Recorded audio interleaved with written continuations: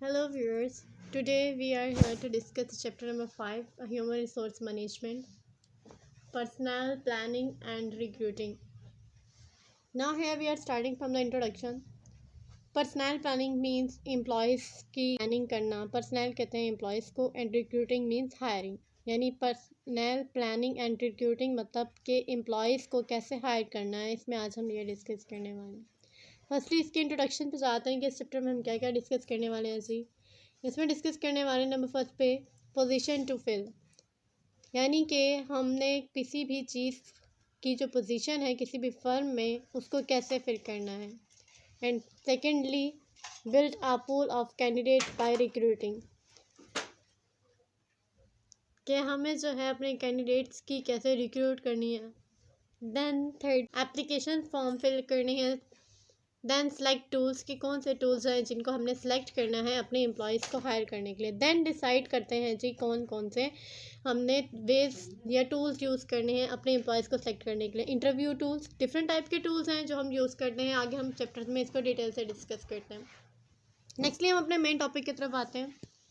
जो हमारा टॉपिक है working force planning and forecasting.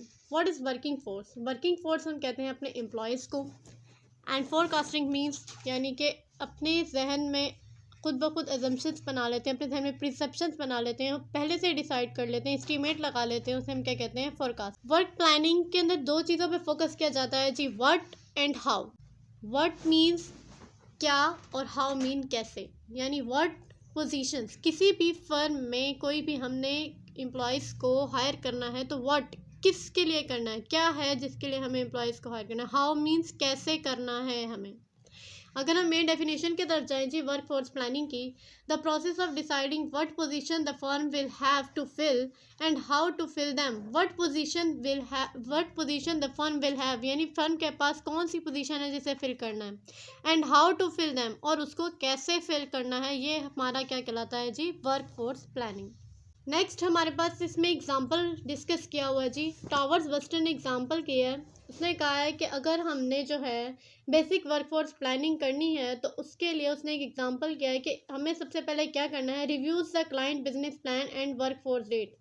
हमें जो क्लाइंट है उसका बिजनेस प्लान सबसे पहले देखना है कि उसका बिजनेस प्लान क्या है, किससे रिलेटेड वो बिजनेस करना चाहता है, और उसके पास वर्कफोर्स डाटा क्या है, कितनी वर्कफोर्स उसने रखनी है अपनी। फॉर एग्ज़ाम्पल हमने देख लिया जी कितना हमारे पास स्टाफिंग लेवल जो है वो हमारे काम पे असरअंदाज कर रहा है, ये सारा हम किस में देखेंगे? बिजनेस प्लान में एंड वर्कफोर्स डाटा के अंदर देखेंगे। सेकेंडली हम देखेंगे जी the forecast and identify what position the firm will have to fill. अब कंपनी के पास कौन सी पोजीशन है जो वैकेंट पड़ी हुई है, कौन से एम्प्लॉयज़ उसे चाहिए जो वो उस गैप को फिल कर सकें, ये हम सेकेंडली फाइंड आउट करेंगे। देन थर्ड हम करेंगे the develop a work for strategic planning.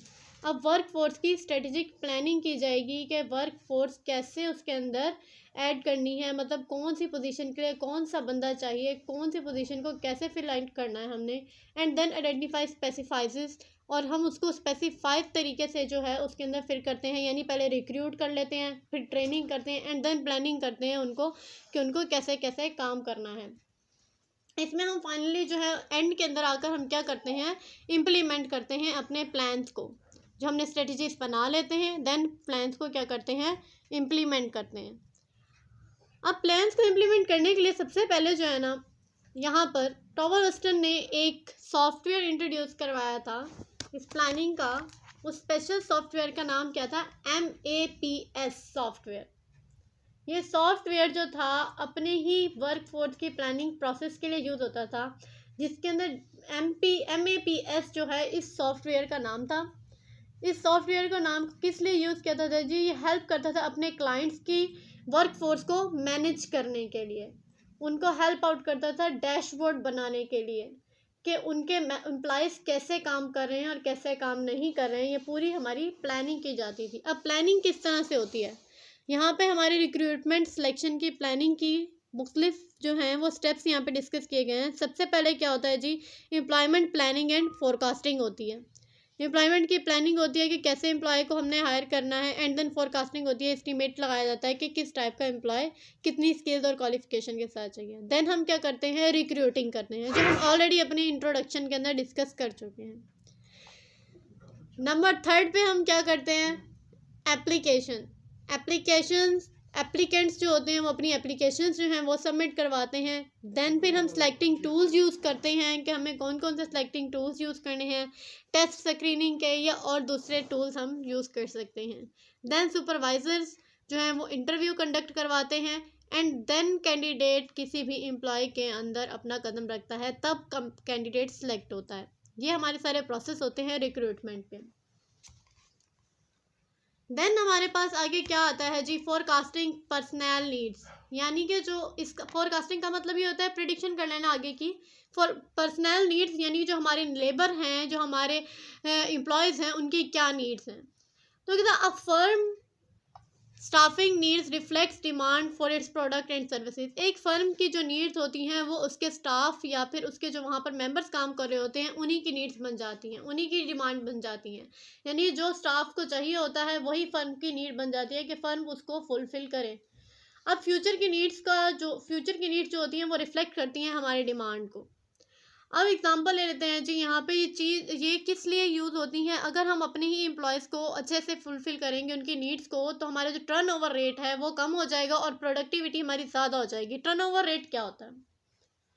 Turnover rate जो होता है वो हमारा होता है, एम्प्लॉयज़ जब अपनी फर्म को छोड़ देते हैं तो उसे हम क्या कहते हैं, टर्नओवर करना। हमारे एम्प्लॉयज़ जब फर्म को छोड़ देते हैं तो उसे कहते हैं हम टर्न ओवर करना। और टर्न ओवर रेट क्या होता है कि कितने लोग हमारी फर्म को छोड़ गए हैं, वो रेट जो हम मेजरमेंट करते हैं परसेंट में करते हैं या किसी भी लेवल में, उसे हम कहते हैं टर्न ओवर रेट। अब हमारे पास डिफरेंट टाइप्स की पर्सनैलिटीज होती हैं जी, शॉर्ट टर्म होती हैं, लॉन्ग टर्म होती हैं। शॉर्ट टर्म जो होती हैं वो मैनेजमेंट जो है वो कंसर्न करती है शॉर्ट टाइम पीरियड के लिए, यानी डेली के लिए, वीकली के लिए, या फिर near about short seasonal forecast. ये भी हमारी किस में आ जाती है जी, शॉर्ट टर्म में आ जाती है। फॉर एग्जाम्पल अब डेली में हम डिस्कस करें तो यहाँ पे डेली में डिस्कस किया है mothers day, that's a short term time, यानी एक दिन का होता है मदर्स डे। इसी तरह जो सीजनल जो होती हैं वो बहुत क्रिटिकल होती हैं, like year ended, holidays, sales, यानी कि सारी शॉर्ट टाइम्स की हमारी होती है। सीजनल जो कभी कभी आती है, डेली डेली नहीं आती हैं, ये भी हमारी किसके लिए होती हैं जी, शॉर्ट टर्म में होती हैं। लॉन्ग टर्म हमारी जो होती हैं, मैनेजर्स ट्राई करते हैं कि इनको फ्यूचर्स के अंदर उस डिमांड पर कवर अप कर सकें जी। लॉन्ग टर्म कौन सी है, जैसे हम स्पीकिंग विद देयर कस्टमर, अपने कस्टमर्स से बात करते हैं लॉन्ग टर्म रिलेशंस के लिए। पब्लिकेशन इंडस्ट्रीज से कंसर्न करते हैं। एंड देन इकोनॉमिक फोरकास्ट जो इकोनॉमिक्स से रिलेटेड होती हैं। ये सारी डिमांड्स जो होती हैं कौन सी होती हैं जी, हमारी लॉन्ग टर्म होती हैं। द बेसिक टूल्स जो होते हैं हमारे पास for project personnel needs included, कौन कौन से बेसिक टूल्स होते हैं जिनके ज़रिए हम इनको मेजर कर सकते हैं जी फ्यूचर नीड्स को। यहाँ पे 3 टूल्स को डिस्कस किया गया है, trend analysis, ratio analysis and scatter plot. Trend analysis क्या होता है, study of firm past employees need over a period of year to predict the future need, यानी कि जो हमारे एम्प्लॉयज़ हैं वो पास्ट में जितना टाइम गुजार चुके हैं, जितना अरसा गुजार चुके हैं over a period of year, यानी अगर हमने साल का डाटा ले रहे हैं तो एक साल के अंदर जितने हमारे एम्प्लॉयज़ पास्ट के अंदर वर्क कर चुके हैं, उनकी जो जो नीड्स रह चुकी हैं उनको मेजर करना है कि उन्हें पिछले साल के अंदर कितनी नीड्स की ज़रूरत थी, कितनी किस किस चीज़ की ज़रूरत थी, तो हम प्रेडिक्ट कर देते हैं कि उनको फ्यूचर में नेक्स्ट ईयर में भी इन चीज़ों की ज़रूरत पड़ेगी। जिस चीज़ से हम इनकी ये चीज़ों को मेजर करते हैं उसको हम क्या कहते हैं, ट्रेंड एनालिसिस कहते हैं। एंड देन हमारे पास क्या आता है जी, रेशियो एनालिसिस। रेशियो एनालिसिस क्या होता है, forecasting technique for determining future staff need. सबसे पहले हमने ट्रेंड एनालिसिस में किसकी नीड्स के बारे में डिस्कस किया था, पास्ट एम्प्लॉयमेंट नीड्स को डिस्कस किया था। यहाँ पे हम किसकी नीड्स को डिस्कस कर रहे हैं जी, स्टाफ की नीड्स को डिस्कस कर रहे हैं कि हमें इसमें किसकी नीड्स को डिटरमाइन करना है, फ्यूचर की स्टाफ की नीड्स को, कि स्टाफ की क्या नीड्स हैं, स्टाफ को कौन कौन सी नीड्स की ज़रूरत होती है। स्टाफ को या तो सेल्स वॉल्यूम हाई चाहिए होता है, सेल्स वॉल्यूम की ज़रूरत होती है कि वो इंक्रीज़ हो या फिर इंक्रीज़ हो। आफ्टर ऑल वो चाहते हैं कि हमारा सेल्स वॉल्यूम इंक्रीज़ हो, डिक्रीज़ कोई भी नहीं चाहता कि हमारा सेल्स का वॉल्यूम डिक्रीज़ हो। And the number of employees needed, या फिर उनको कितने नए एम्प्लॉयज़ की ज़रूरत है। ये सब हम किसके ज़रिए से मेजर करते हैं, यहाँ पे रेशियो एनालिसिस के ज़रिए से करते हैं। नंबर 10 जो इसके अंदर लास्ट पॉइंट डिस्कस किया हुआ है जी, स्कैटर प्लॉटिंग। स्कैटर प्लॉट क्या होता है? जहाँ पर भी स्कैटर प्लॉट का वर्ड आएगा इट मीन्स ये ग्राफिकली डिस्कस करना चाहता है, यानी ग्राफिकल मेथड का यहाँ पे डिस्कस किया जाएगा। यहाँ पे जी a graphical method use to help identify the relationship between two variables. दो वेरिएबल्स के दरमियान रिलेशनशिप जो ग्राफ के ऊपर किया जाता है उसे हम कहते हैं स्कैटर प्लॉट। दो वेरिएबल्स कौन से होते हैं जी? हमारे एक्स एक्सिस और वाई एक्सिस होते हैं। यहाँ पे अगर हम एल शेप के अंदर एक ग्राफ ड्रॉ करते हैं जी, वो कौन सा होता है जी? X axis and Y axis होता है हमारे पास। जो हमारे पास जो हॉरिजेंटल वे में होता है वो हमारे पास एक्स एक्सिस होता है, और ये हमारे पास क्या होता है जो वर्टिकल वे में होता है उसे हम क्या कहते हैं? वाई एक्सिस कहते हैं। ये हमारे पास स्कैटर प्लॉट करते हैं। उसके बाद जी हमारे पास नेक्स्ट आ जाता है टॉपिक डिस्कस करने के लिए, forecasting the supply of inside candidate. Forecasting का मतलब हो गया जी हमें फोरकास्ट करना है, कोई भी नए एम्प्लॉयज़ हैं हमने उनको अपने जो है इनसाइड कैंडिडेट मतलब अपनी ही फर्म के अंदर से, इनसाइड का मतलब क्या होता है? अंदर, आउटसाइड का मतलब होता है बाहर। अगर हम अपनी ही फर्म के अंदर से किसी भी एम्प्लॉयमेंट की नई सीट जो है उस पोजीशन के लिए किसी भी एम्प्लॉय को, किसी भी कैंडिडेट को हायर करेंगे अपनी ही फर्म के अंदर से, तो उसे हम क्या कहेंगे जी? इनसाइड कैंडिडेट कहेंगे। यहाँ पे सबसे पहले क्वेश्चन रेज होता है, how many employees in what position will we need? कि मतलब किसी भी पोजीशन के लिए हमें कितने एम्प्लॉयज़ की ज़रूरत है। फॉर एग्ज़ाम्पल एक मैनेजर की सीट है और उसके लिए मैनेजर जो सीट है उस सीट के लिए हमें कितने एम्प्लॉयज़ की ज़रूरत है, कितनी पोजीशंस हैं, ये भी हमें यहाँ पे डिस्कस करनी होती है कि मतलब 3 पोजीशंस हैं या 4 पोजीशंस हैं और हमें उसके लिए कितने एम्प्लॉयज़ चाहिए, या कौन सी पोजीशन है, क्या पोजीशन है, कितने एम्प्लॉयज़ चाहिए और व्हाट विल वी नीड, और उसके लिए क्या चीज़ की ज़रूरत होती है। मतलब किसी भी चीज़ की सीट खाली है तो उसके लिए किस चीज़ की ज़रूरत होगी? ऑब्वियसली उसकी क्वालिफिकेशन की, उसकी स्किल्स की ज़रूरत होगी। तो इसके अंदर वो डिस्कस किया हुआ, इसमें ये डिस्कस किया हुआ है कि अगर हम अपनी ही फर्म के अंदर से किसी भी एम्प्लॉय को हायर कर रहे हैं, कि हमें मैनेजर की सीट के लिए अपने ही फर्म के अंदर से हमने किसी एम्प्लॉय को सिलेक्ट कर लिया, देन हमने उसके बाद उसका ये हमने जज किया कि क्या उसके पास वो क्वालिफिकेशन और वो करंट एम्प्लॉयज़ के पास वो क्वालिफिकेशन और स्किल्स हैं, वो इतना क्वालिफाइड है उस सीट के लिए। अगर है तो उसको फिर हम क्या करते हैं? ट्रेन करते हैं एंड देन प्रमोट कर देते हैं उस सीट के ऊपर। Train and make the able the persons on the seat and check their qualified skills. इसके अंदर हम ये डिस्कस करते हैं, और उसके बाद फिर जब हमारे पास हम अपने क्वालिफाइड मेंबर ढूंढ लेते हैं तो वह डिपार्टमेंट उसको ढूंढने के लिए बहुत सी वेज यूज़ करता है, बहुत सी टेक्निक यूज़ करता है। उसकी क्वालिफिकेशन को जज करने के लिए जो टेक्निक यूज़ करता है जी वो कौन कौन सी करता है? Personal skill inventory and development record form. जो वो इस तरह के मैनुअल डिवाइसेस यूज़ करता है। कौन सी डिवाइसेस हैं manual devices? To personal skill inventory and development record form. ये कंप्यूटराइज किस्म का भी डाटा होता है, हमारे पास कंप्यूटराइज डाटा होता है अपने एम्प्लॉयज़ का, जिसके लिए हम ये भी देख लेते हैं जी ये इस एबल है अपनी सीट के लिए या नहीं। तो हम यहाँ पे सबसे पहले डिस्कस करते हैं personnel replacement chart. Personnel replacement chart क्या होता है? Company record showing present performance and promotability of inside candidate for the most important position. यानी कंपनी का रिकॉर्ड जो शो होता है, कौन सा शो करती है कंपनी? प्रेजेंट परफॉर्मेंस, यानी कि जो उसके एम्प्लॉय की अब की परफॉर्मेंस है उसको कंपनी देखती है, एंड प्रमोटेबिलिटी, और फिर उसको अपने इनसाइड कैंडिडेट को प्रमोट करती है उस सीट के लिए कि क्या वो सीट के लिए कैपेबल है या नहीं है। For the most important position, किसी भी पोजीशन के ऊपर अपने एम्प्लॉय को ऐसे नहीं सेट कर देते, अपने एम्प्लॉय को ऐसे हायर नहीं कर लेते जब तक वो उसके लिए कैपेबल और क्वालिफाइड नहीं होता। सेकंड क्या है जी? Position replacement card. Position replacement card क्या होता है जी? A card prepared for each position in a company to show possible replacement candidate and the qualification. एक कार्ड जो है वो प्रिपेयर किया जाता है किसी भी पोजीशन के लिए कंपनी के अंदर कि कौन कौन से कैंडिडेट्स जो हैं वो इस सीट के लिए क्वालिफाइड हैं या नहीं है। मतलब एक कार्ड बना लिया जाता है जिसके अंदर लिख लिया जाता है कि ये एम्प्लॉयज़ हैं जो इस सीट के लिए कैपेबल हैं और ये एम्प्लॉयज़ इस सीट के लिए नहीं है। जो कैपेबल होते हैं फिर उनको सेलेक्ट किया जाता है मुख्तलिफ टूल्स यूज़ करके। लार्ज फर्म जो हैं ऑब्वियसली बहुत सारे टूल्स यूज़ करती हैं, थाउजेंड ऑफ एम्प्लॉयज़ होते हैं जिनको वो यूज़ करती हैं कि वो उस फर्म के ऊपर आएँ। लार्ज फर्म जो होती हैं डिफरेंट किस्म के सर्वेज यूज़ करती हैं।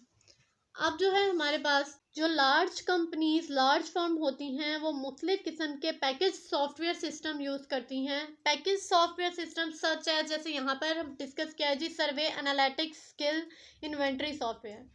सर्वे एनालिटिक्स स्किल इन्वेंट्री सॉफ्टवेयर क्या होता है जी? ये स्किल इन्वेंट्री सिस्टम होता है जो कि कलेक्ट करता है डाटा को किसके, अपने एम्प्लॉयज़ का, एंड देन कंपाइल करता है उनकी स्किल इंफॉर्मेशंस को, रियल टाइम इंफॉर्मेशन, जो मतलब उस वक्त उनकी प्रेजेंट टाइम में उनकी जो इंफॉर्मेशन होती है उसको सेलेक्ट करता है। ये किस तरह से कलेक्ट किया जाता है जी डाटा? एक डाटा जो है वो ऑनलाइन एम्प्लॉय सर्वे के ज़रिए डाटा कलेक्ट किया जाता है।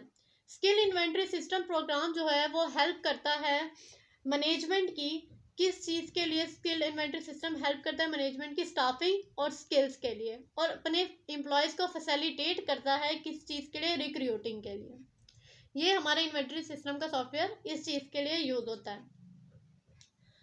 उसके बाद ही यहाँ पर ये डिस्कस किया गया है मार्कोव एनालिसिस। मार्कोव एनालिसिस क्या होता है? ये जो है एक मैथमेटिकल फार्मूला, जैसे एक आपने फार्मूला पढ़ा होता है मैथ के अंदर, a plus B whole square is equal to A square plus 2ab minus B square, ऐसा जो आपने फार्मूला पढ़ा होता है मैथ का। तो यहाँ पे जो फार्मूलाज यूज हो रहा है एम्प्लॉयज़ के लिए, उस फार्मूले का नाम क्या है? Markov analysis. ये एक जो है ट्रांजैक्शन एनालिसिस होती है जो अपने इंटरनल जॉब के कैंडिडेट्स के लिए यूज़ किया जाता है फार्मूला। ये एक मैट्रिक्स सा क्रिएट करता है और प्रोबेबिलिटीज़ बनाता है कि ये पर्सन जो हैं वो ऐड हो सकते हैं, इतने परसेंट चांसेस हैं इनके ऊपर जाने के, इतने परसेंट चांसेस हैं इन लोगों के ऊपर नहीं जाने के।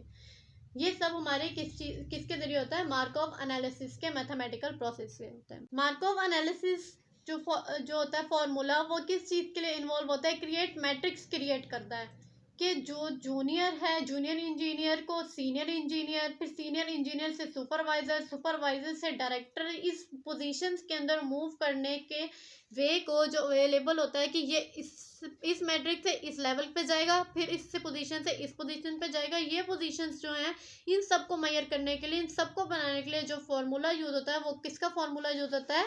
मार्कोव एनालिसिस सिस्टम यूज होता है। नेक्स्ट जी मूव करते हैं, हमारे पास नेक्स्ट टॉपिक कौन सा है जी? Forecasting the supply of outside candidate. अभी हमने किसका पढ़ा था? इनसाइड का पढ़ा था कि वो इनसाइड जो है वो कैंडिडेट को सिलेक्ट करते हैं, यानी अपनी फर्म के अंदर से।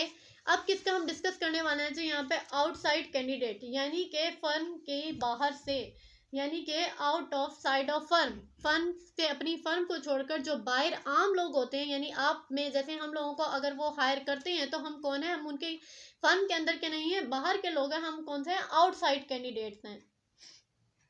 आउटसाइड कैंडिडेट्स जो होते हैं उनको हम यहाँ पर डिस्कस करने वाले हैं कि आउटसाइड कैंडिडेट्स कौन से होते हैं।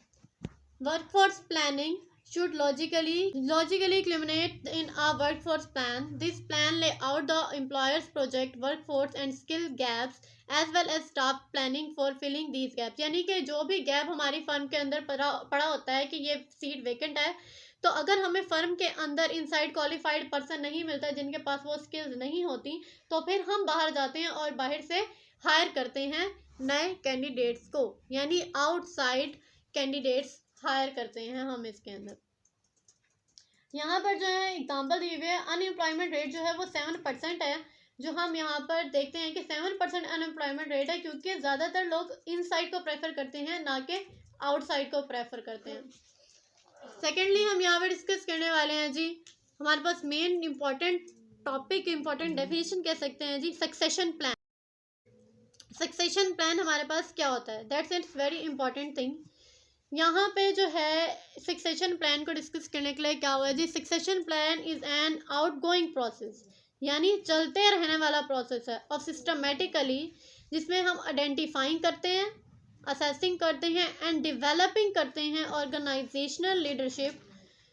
किसके लिए ये सारी चीज़ें, किस चीज़ के लिए करते हैं हम? टू इन्हेंस परफॉर्मेंस, यानी फर्म की परफॉर्मेंस को इन्हेंस करने के लिए जो हम करते हैं सारा सिस्टम, यानी आइडेंटिफाई, असेसिंग एंड डेवलपिंग, किसके लिए? फर्म की परफॉर्मेंस को इन्हेंस करने के लिए करते हैं। इसको हम क्या कहते हैं जी? Succession plan.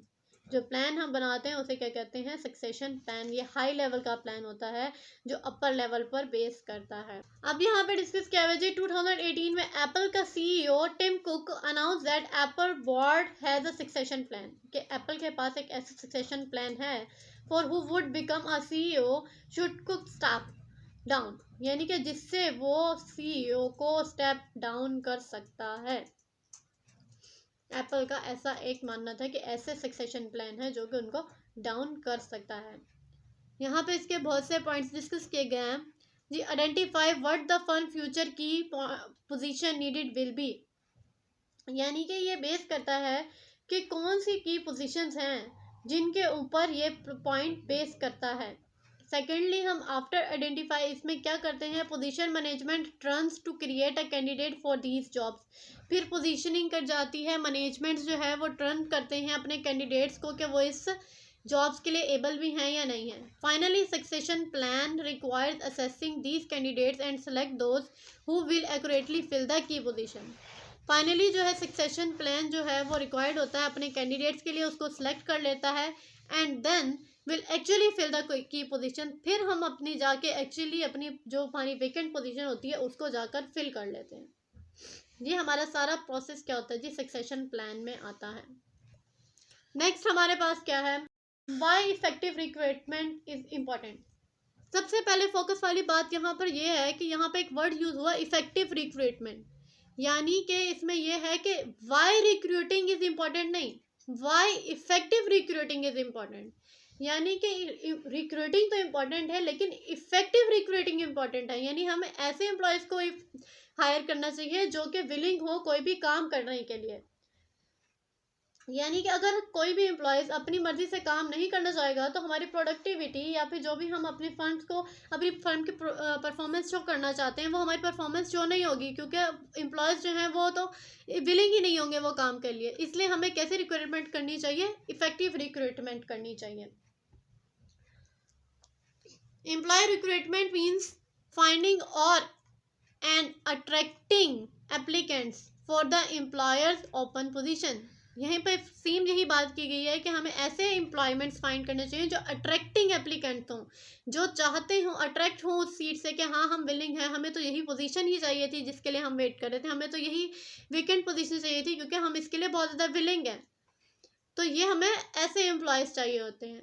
But if 10 or 20 applicants appear you can use techniques like interview. अब एक सीट है उसके लिए 10 to 20 एप्लीकेंट्स हैं, अब आप सारे तो एप्लीकेंट्स नहीं रख सकते, तो इसके लिए कौन कौन सी टूल्स है टेक्निक यूज़ होती हैं जी। सबसे पहले इंटरव्यू यूज़ होता है and then test to screen out and all the best alternatives.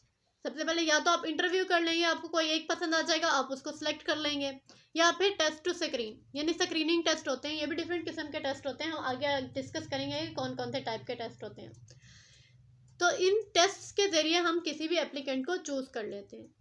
Then हम क्या करते हैं, a moderate to serve a shortage to skilled labour. क्या हमें ऐसे स्किल्ड लेबर्स को सिलेक्ट करना होता है जिनके पास वो टेक्निक्स होती हैं। अगर हमारे पास यहाँ पे बहुत सारे कैंडिडेट्स हैं जो कि हमारे सेकंड पॉइंट में डिस्कस किया गया है, 10 हैं 20 हैं, एग्जाम्पल कभी कभार ऐसा होता है बहुत सारे कैंडिडेट्स होते हैं, 200 कैंडिडेट्स आ जाते हैं। अनएम्प्लॉयमेंट इतनी ज़्यादा है कि हर कोई जिसका दिल चाहता है वो एप्लीकेशन फिल कर दिया, उसने उसको फिल कर लिया, हर एक ने, हमारे पास इतनी सारी एप्लीकेशन आ जाती हैं, लेकिन अब क्या वो क्वालिफाइड हैं जो आपने वहाँ पे चीज़ें मेजरेबल की हैं, क्या वो क्वालिफाइड भी हैं इतने या नहीं हैं। उन सब चीज़ों को देखने के लिए हम क्या करते हैं, ये इंटरव्यू वगैरह कंडक्ट किए जाते हैं। रिक्रूटमेंट जो होती है वो जो करने के लिए बहुत सारे सोर्सेज इन्वॉल्व होते हैं, यहाँ पर बहुत ज़्यादा प्लेटफॉर्म्स होते हैं। अब यहाँ पे सबसे पहले है जी इम्प्रूव रिक्रूटिंग इफेक्टिवनेस, कि इसकी इफेक्टिवनेस को कैसे इम्प्रूव किया जा सकता है। रिक्रूटर्स सोर्सेज एंड ब्रांडिंग, यहाँ पे जी है रिक्रूटर इफेक्टिवनेस। रिक्रूटर इफेक्टिवनेस क्या होता है जी, 41 ग्रेजुएटिंग कॉलेज स्टूडेंट्स, 41 ग्रेजुएट, एक कॉलेज है उसमें से 41 ग्रेजुएटिंग स्टूडेंट्स को सिलेक्ट कर लिया है, 39 मेंशन, जिसमें 39 मेंशन किया and 23 said they had turn off by recruiters. जब वो हायर होने के लिए गए तो 23 कहते हैं कि हमें टर्न ऑफ कर दिया गया, मतलब निकाल दिया गया। क्यों निकाल दिया गया जी, वो कहते हैं सम वर ड्रेस स्लोपी अदर वर रूड, कहते हैं कुछ के ड्रेस जो थे वो इतने अट्रैक्टिव नहीं थे जो उस पोजीशंस के लिए, उस लेवल के लिए चाहिए थे, तो उनको क्या कर दिया उन्होंने, टर्न ऑफ कर दिया। सेकंड हमारे पास जी क्या आता है, रिक्रूटिंग सोर्सेज। रिक्रूटिंग सोर्सेज का मतलब प्लेटफॉर्म्स होते हैं, किसी भी चीज़ को कोई भी प्लेटफॉर्म प्रोवाइड किया जाता है उसे हम क्या कहते हैं, sources. Recruiting sources involve determining what your recruitment options, कि आपके पास कौन कौन से ऑप्शन है रिक्रूटमेंट करने के लिए। कौन कौन से सोर्सेज हैं जी, रेफरल्स, या तो आपके रेफरल सोर्सेज हैं, ऑनलाइन एड्स, या आपने ऑनलाइन एड्स देखे हैं, किस प्लेटफॉर्म के जरिए आप आए हैं, वो वहाँ पर जो प्लेटफॉर्म होता है वो आपके पास क्या है, रिक्रूटिंग सोर्स है। उसके बाद है जी एम्प्लॉयर्स ब्रांड। एम्प्लॉयर्स ब्रांड और reputation affects recruiting success. Employers brand जो होते हैं वो भी ज़्यादा इम्पॉर्टेंट होते हैं, जो कि आपकी सक्सेस पर असरअंदाज करते हैं। जैसे कि अगर कोई भी कंपनी है, उसका ब्रांड बहुत ज़्यादा वेल नोन है, बहुत ज़्यादा फेमस है, तो लोग उस ब्रांड की तरफ ज़्यादा अट्रैक्ट होंगे। ये भी हमारी कंपनी के जो एम्प्लॉयर्स के रेपुटेशन पे बहुत ज़्यादा अवेयरनेस करता है कि भाई एम्प्लॉयर्स कहते हैं हम इस कंपनी से इस कंपनी में काम करें। अगर वो वेल नोन कंपनी है, वेल फेमस कंपनी है, तो वो भी एम्प्लॉयर्स की हायरिंग पर बहुत ज़्यादा असरअंदाज करता है, हमारी इन्वायरमेंट पर, वर्किंग इन्वायरमेंट को बहुत ज़्यादा चेंज कर देता है, ये brand effect. For more lectures, please like and subscribe our channel.